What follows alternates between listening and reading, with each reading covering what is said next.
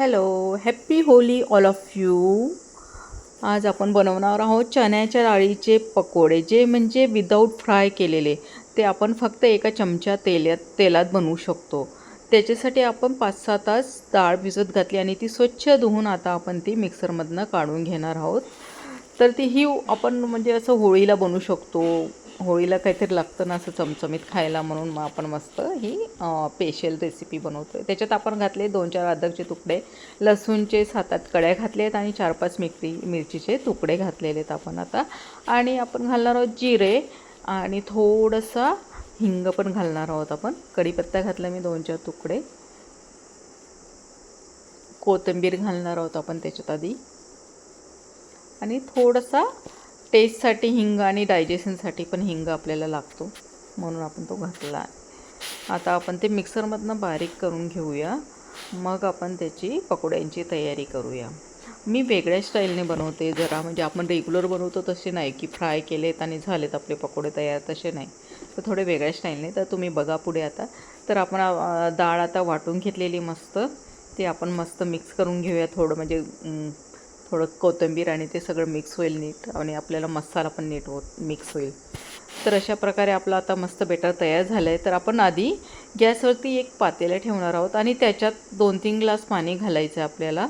आणि वरून आपल्याला त्याच्यावरती एक जाळी ठेवायची आहे, म्हणजे स्टीलची मी जाळी ठेवलेली आहे. त्याच्यावरती आपण आधी स्टीम करणार आहोत. तर मी त्याच्यासाठी आपण स्टीम करण्यासाठी माझ्याकडे मस्त वडाची पानं आहेत, म्हणजे जे बनियान ट्रीचे पानं असतात ना, ती जाळीमध्ये ठेवणार आहे मी, जेणेकरून त्याच्यावर आपण स्टीम करूया.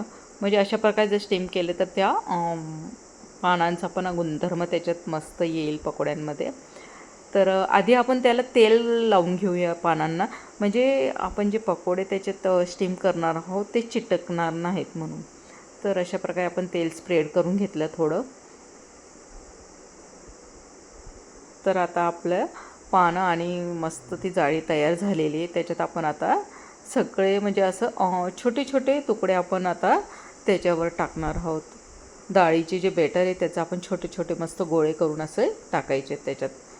तुम्ही कशाही शेप पण देऊ शकता त्याला, पण मी असेच ठेवणार आहे, जसं म्हणजे ओव्हर शेप जो आहे तो पकोड्यांचा जसा शेप असतो तसा मी ठेवणार आहे. तर अशा प्रकारे आपण सगळं बेटर आपण त्याच्यावर पसरून ठेवू शकतो, थोडं थोडं थोडं करून, म्हणजे जेणेकरून आपण स्टीम करायला मग ठेवूया. मग नंतर आपल्याला म्हणजे खूप कमी तेलात ही पकोडे होतात. फक्त 1 चमचा तेल असलं तरी तुमचे पकोडे मस्त होतात, एकदम कुरकुरीत आणि मस्त छान होतात. तर अशा प्रकारे आपण मस्त स्प्रेड करून ठेवून दिलेत. आणि ते आपल्याला आता स्टीम करून घ्यायचे आहेत. जवळजवळ 20 मिनटं तरी आपल्याला स्टीम करायचे आहेत, म्हणजे छान शिजतील ते. अशा प्रकारे आपले 20 मिनटं आता झालेले आहेत आणि आपले पकोडे मस्त तयार झालेले आहेत. आता ते आपण चेक करूया की आपले तयार झाले की नाही. आपण चाकू घालून टाकू शकतो त्याच्यात.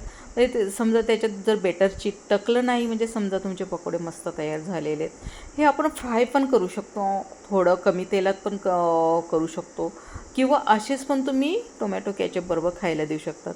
तर आपण आता ते काढून घेतलेत आणि अजून दुसरं जे बेटर आपलं उरलेलं बेटर आहे ते आपण अजून परत ते स्टीम करायला ठेवून देणार आहोत. म्हणजे आपण एकत्रच सगळे आपण नंतर आपण एअर फ्रायरमध्ये आपण ते बनवणार आहोत. तर अशा प्रकारे आपले दुसरे जे पकोडे होते ते पण आपण तिथे स्टीम करायला ठेवून दिलेत. तेही स्टीम झालेत. आपण एका त्या बाउलमध्ये काढून घेऊया. तेही आपण मस्त, वा मस्तच झाले तयार आपले पकोडे. तुम्ही असेचही खाल्लेले ते खूप छान लागतात टेस्टला, म्हणजे मुलांना पण आवडतात. प्रोटीन पण तुमचं कवर होईल. मुलांसाठी डब्यांमध्ये पण देऊ शकतात नुसतं स्टीम करून. जर तुम्हाला ऑइली खायचं नसेल तर हा चांगला ऑप्शन आहे, स्टीम करून तुम्ही खाऊ शकतात. त्यानंतर आपण आता एअर फ्रायरमध्ये ते थोडे हे करून घेणार आहोत, म्हणजे भाजून घेणार आहोत. त्याच्यासाठी आपण एक बटर पेपर एअर फ्रायरमध्ये घातलेला आहे. त्यानंतर आपण घालणार आहोत ते पकोडे जे आपण स्टीम केलेले आहेत ते आपण म्हणजे असे स्प्रेड करून ठेवायचे आहेत जरा, म्हणजे त्याचे जेवढे होतील तेवढेच तुम्ही टाकू शकतात, खूप जास्त नाही. पण तुम्ही 2 वेळा करू शकतात जर जास्त असतील तर तुमच्याकडे. तर अशा प्रकारे मी सगळे मस्त स्प्रेड करून ठेवून दिलेले आहेत. जेणेकरून म्हणजे सगळ्यांना चांगल्या प्रकारे शेक लागेल आणि ते चांगले क्रिस्पी होतील. याच्यात पण एअर फ्रायरमध्ये पण खूप क्रिस्पी होतात ते, आणि कमी ऑइलमध्ये मेन म्हणजे होतात. हे बघा, आपण थोडंसं तेल टाकलं आणि ते आपण आता नुसतं त्याला लावून देणार आहोत, असं हाताने असं करून घेणार आहोत. त्यानंतर आता आपण ते एअर फ्रायरला जे ट्रे आपण ते लावून देऊया आणि स्टार्ट करून देऊया. मी आधी फक्त म्हणजे 185 सेल्सिअसला लावलेलं आहे आणि त्यानंतर आपण किती 7 मिनटं जवळजवळ लावलेत. नंतर परत अजून 4 मिनटं लावावं लागेल आपल्याला. परत थोडंसं जे पकोडे आहेत ते इकडे तिकडे हलवून द्यायचे, म्हणजे जेणेकरून खाली कच्चे असेल तर ते उलटे करून तुम्ही ठेवू शकतात आणि परत तुम्ही एअर फ्रायरला लावू शकता. तर आपले पकोडे मस्त तयार झालेत, मस्त गोल्डन ब्राऊन असं कलर आलेला आहे त्यांना. तर बघा तुम्ही किती क्रिस्पी होतात ते, बघितले ना. तर तुम्ही अशा प्रकारे मस्त ट्राय करा आणि पकोडे मस्त मस्त, खरंच खूप हेल्दी आणि मस्त कमी तेलामधले पकोडे आहेत. ज्यांना ऑइल खायचं नसेल त्यांना हा छान ऑप्शन आहे. आणि प्लीज माझ्या चॅनलला लाईक अँड सबस्क्राईब